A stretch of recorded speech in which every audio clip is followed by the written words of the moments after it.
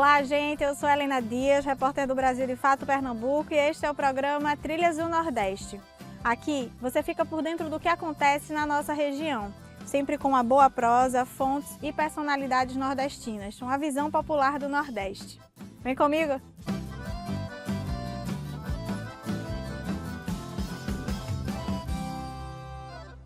Temos falado cada vez mais da importância de promover o desenvolvimento, mas com responsabilidade social e ambiental. Mas o que exatamente isso significa? Como isso afeta as nossas vidas? No programa de hoje, vamos conversar sobre os Objetivos de Desenvolvimento Sustentável, que formam a sigla ODS. São metas estabelecidas a partir de um acordo entre os países, através da ONU, para direcionar as ações e metas a serem alcançadas até o ano de 2030. Entre os objetivos estão, por exemplo, a eliminação da pobreza e da fome extremas. E também há outras metas relacionadas ao combate às desigualdades, à preservação do meio ambiente e ao bem-estar social. Mas quem é que pressiona os governos para cumprirem as metas que eles mesmos estabeleceram? Quem tem cumprido esse papel são as organizações da sociedade civil, como, por exemplo, a ONG pernambucana Gestos. A entidade foi a responsável por um relatório nacional de acompanhamento dos objetivos sustentáveis, e as notícias não são boas. O Brasil avançou pouco nas metas estabelecidas. Hoje a gente conversa com a ONG Gestos para saber mais detalhes. Vamos conferir. Nós estamos aqui hoje com Juliana César, que é assessora de programas institucionais da Gestos. Seja bem-vinda ao Trilhas do Nordeste, Juliana. Olá, Helena, é um prazer estar aqui com vocês. Juliana, você pode começar explicando para a gente como é construído o relatório Luz e qual o seu diferencial no acompanhamento do Brasil no cumprimento das ODS e dos direitos humanos? Bem, o relatório Luz, ele é fruto de um trabalho conjunto do GT, que é o Grupo de Trabalho da Sociedade Civil para a Agenda 2030. É um grupo que se reuniu até antes mesmo da Agenda 2030 existir, porque eram organizações que estavam participando das negociações do processo pós-2015. Algumas pessoas vão lembrar que existiam os Objetivos do Milênio, que eles foram bem trabalhados pelo Brasil, as Nações Unidas, e eles acabavam em 2015. Então, por volta de 2012, com a chegada, né, a proximidade desse prazo, os países começaram a discutir, então, como é que seria essa agenda, se parava por ali, se ia fazer uma prorrogação, se havia uma nova agenda. Então, essas organizações, elas estavam acompanhando essa agenda e depois que ela foi aprovada, se dedicaram então a fazer o acompanhamento dessa implementação no Brasil e de como é que isso acontecia e também da disseminação desse conteúdo. O GT Agenda 2030 começou até pequenininho, mas ele hoje já tem cerca de 60 organizações de todo o Brasil, de diferentes campos, e que em conjunto conseguem monitorar essa agenda que é tão ampla. Então, a gente conta com a especialidade de cada uma das organizações para, no conjunto, a gente conseguir esse esforço que é hercúleo, sim, de monitorar toda a Agenda 2030 no país. Então, não é só uma prestação de contas, mas foi um processo colaborativo. O Brasil ainda enviou seu primeiro relatório Luz em 2017, mas infelizmente depois o país se distanciou da agenda, se distanciou completamente dentro do governo Bolsonaro, que repudiou a agenda e disse que era contra a própria agenda. Então o Brasil não emitiu, depois de 2017, nenhum documento, não coletou nenhum dado de maneira específica, não produziu conhecimento em relação à Agenda 2030 de maneira específica para esse relatório, para uma prestação de contas para a sociedade, para nortear suas políticas públicas, para se apresentar junto às Nações Unidas. E aí o relatório Luz foi o único relatório no Brasil produzido pela sociedade civil, inclusive, e que dava essa visão da integralidade da agenda. Todos os 17 objetivos, todas as metas eram analisadas. Sem esse relatório, a gente não teria esse histórico, essa linha histórica de como o Brasil se comportou, de como estava a vivência no Brasil, e que permite a gente, inclusive, traçar diversos paralelos ou então caminhos de como avançar. Na divulgação do relatório, vocês deixam bem evidente que o avanço do país no que diz respeito a essas metas de combate às desigualdades foi pequeno. Quais direitos humanos hoje no Brasil são mais afetados por esse pouco avanço? Bem, a gente tinha uma trilha muito preocupante até o relatório 2023, que ele sempre pega os dados do ano anterior, né? Então, o relatório de 2023, ele analisava o que a gente tinha de informação até o final de 2022, com um outro dado que saísse, porque o relatório ele é lançado em julho, que é quando existe uma sessão na ONU específica para avaliar o progresso da Agenda 2030 no mundo. Então, a gente começa a preparar ele no início do ano, e a gente lança ele em junho. Então, se surgir algum dado importante, né, nesse comecinho, nesse primeiro trimestre do ano, ele entra. E aí, até 2023, a gente tinha dados realmente assim muito preocupantes, porque havia esse abandono da Agenda 2030 pelo Brasil. E aí a gente tinha mais de 60% das metas em retrocesso e, digamos, quando você juntava com as que estão ameaçadas, ou seja, ela ainda não está em retrocesso, mas ela está em uma situação muito grave, ou ela está estagnada, ela não avança, não é nada feito sobre isso dava mais de 80% das metas.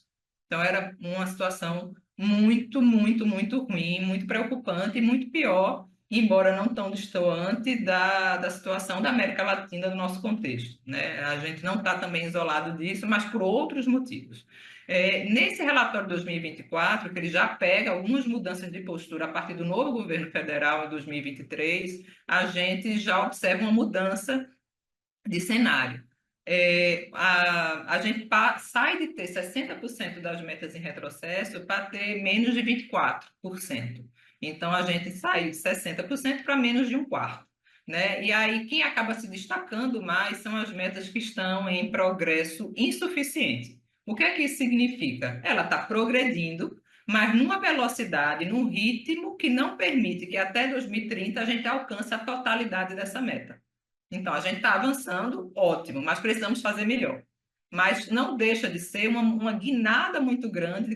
A gente dá uma pausa agora na entrevista para conferir o Balaio Cultural, um quadro em que a repórter Fátima Pereira traz dicas culturais relacionadas ao tema do programa.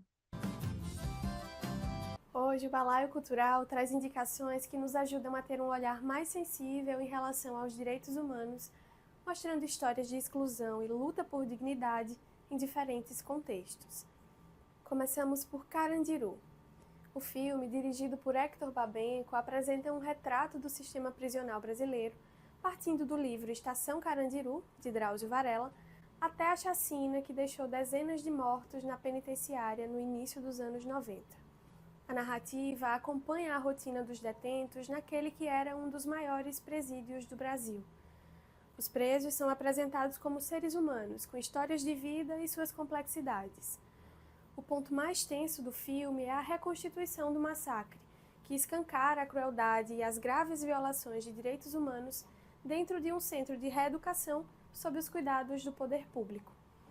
Disponível na Netflix, Carandiru é uma obra necessária para refletir sobre justiça, dignidade e o impacto da exclusão social.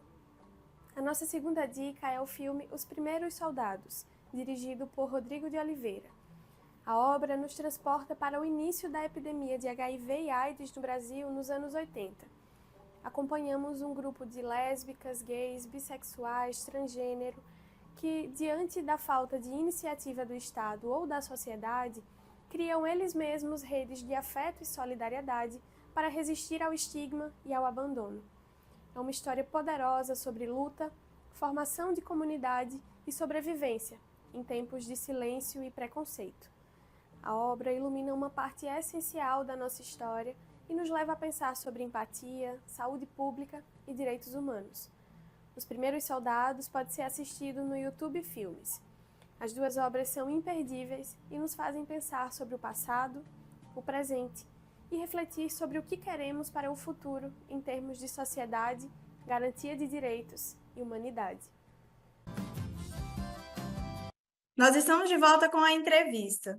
Juliana, é a primeira vez que o relatório traz um estudo de caso sobre a exclusão de raça e gênero na Agenda 2030 da ONU, temas que estão ligados à ODS de número 18. Qual é a situação dessas metas ligadas a pessoas negras e mulheres brasileiras? Então, o relatório Luz, desde sua primeira edição, ele se pautou por ter recortes, sempre que possível, porque a gente precisa ter dados para substanciar o que a gente diz, mas a gente buscou desagregação de dados e poder fazer um recorte de análise que incorporasse gênero, raça e classe. Então, sempre que possível, a gente vai fazer esses recortes e aí permitem revelar que existem esses abismos, esses fossos socioeconômicos entre as pessoas brancas e negras, entre mulheres e homens, e se a gente for ver a estrutura, entre homens brancos e mulheres negras, cada um estando no seu extremo. Então, mesmo dentro da população negra existe a diferença, as questões de gênero fazem diferença, e dentro das questões de gênero, as de raças fazem sua relação, e a de classe perpassa também tudo isso. Tendo reconhecimento disso, isso sempre foi uma demanda nossa, sempre que a gente tinha relação com as estruturas de governo, com as instituições que fazem levantamento sobre isso, a gente reforçava a importância disso, e existem dados que são desagregados e que respondem também, e a gente teve a decisão do governo federal de estabelecer esse ODS 18, que você mencionou, afinal, a agenda da ONU é de 17 objetivos, e aí o presidente Lula disse, vamos estabelecer um objetivo do Brasil e que estamos propondo para o mundo, podem adotar, que vai ser da igualdade étnico-racial.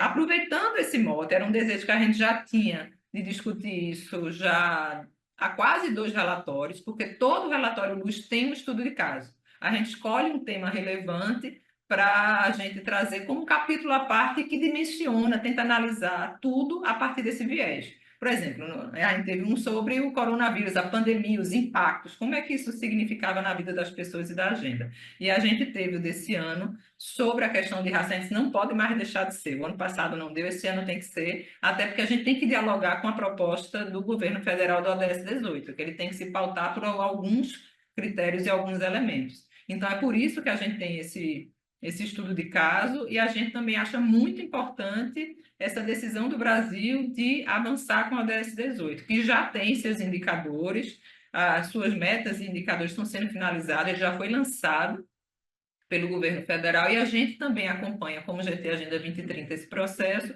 a partir do nosso assento na Comissão Nacional dos ODS, que é algo que também foi retomado pelo atual governo federal. Quais são as principais recomendações do relatório para o avanço do Brasil com as ODS visando 2025? É uma agenda de pressão política que a sociedade pode participar? Bem, eu acho que uma das recomendações mais antigas do relatório Luz é a eliminação do arcabouço fiscal, o teto de gastos. A gente avançou um pouco nesse ano porque houve uma liberaçãozinha de umas telhas desse telhado, desse teto, mas ele não foi eliminado ainda. Então, eu acho que inescapável, se a gente quiser avançar mesmo, é a gente mudar esse sistema tributário que a gente possui, que ainda está baseado num processo de consumo, ou seja, a pessoa que mora na rua e a pessoa que é milionária, ao comprar 1 quilo de feijão, paga a mesma quantidade de imposto. E isso é injusto.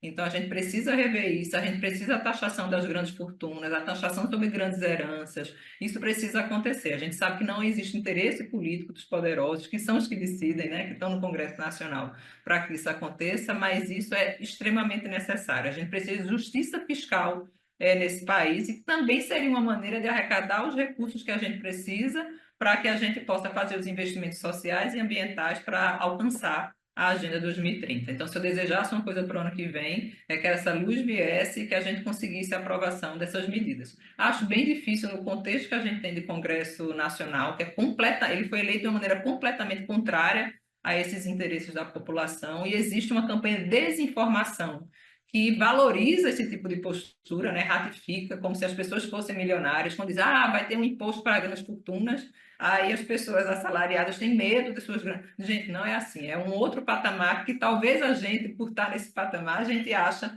seria acessível, mas não é isso. A gente trabalha na base do bilhão e do trilhão, né? Enquanto a gente conta as unidades. Juliana, a gente agradece a sua participação aqui no Trilhas do Nordeste e até a próxima. Obrigada, Helena. Foi um prazer, estamos à disposição sempre.